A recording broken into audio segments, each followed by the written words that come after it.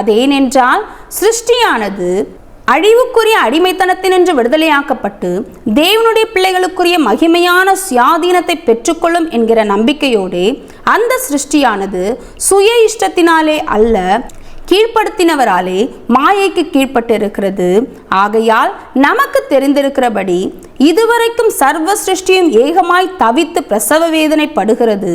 அதுவுமல்லாமல் ஆவியின் முதற்பலன்களை பெற்ற நாமும் கூட நம்முடைய சரீர மீட்பாகிய புத்திர சுவிகாரம் வருகிறதற்கு காத்திருந்து நமக்குள்ளே தவிக்கிறோம். அந்த நம்பிக்கையினாலே நாம் ரட்சிக்கப்பட்டிருக்கிறோம். காணப்படுகிறதை நம்புகிறது நம்பிக்கை அல்ல. ஒருவன் தான் காண்கிறதை நம்ப வேண்டுவதென்ன?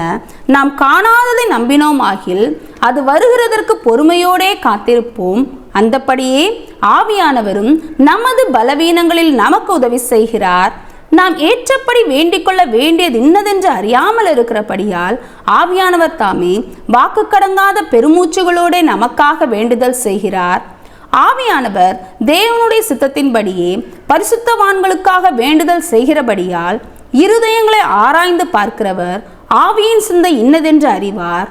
அன்றியும் அவருடைய தீர்மானத்தின்படி அழைக்கப்பட்டவர்களாய் தேவனிடத்தில் அன்பு கூறுகிறவர்களுக்கு சகலமும் நன்மைக்கு ஏதுவாக நடக்கிறதென்று அறிந்திருக்கிறோம்.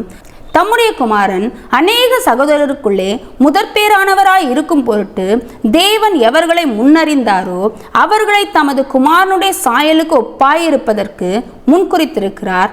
எவர்களை முன்குறித்தாரோ அவர்களை அழைத்தும் இருக்கிறார். எவர்களை அழைத்தாரோ அவர்களை நீதிமான்கள் ஆக்கியும் இருக்கிறார். எவர்களை நீதிமான்கள் ஆக்கினாரோ அவர்களை மகிமைப்படுத்தியும் இருக்கிறார். இவைகளை குறித்து நாம் என்ன சொல்லுவோம்? தேவன் நம்முடைய பட்சத்தில் இருந்தால் நமக்கு விரோதமாய் இருப்பவன் யார்? தம்முடைய சொந்த குமாரன் என்றும் பாராமல் நம்ம எல்லாருக்காகவும் அவரை ஒப்பு கொடுத்தவர் அவரோடே கூட மற்ற எல்லாவற்றையும் நமக்கு அருளாதிருப்பது எப்படி?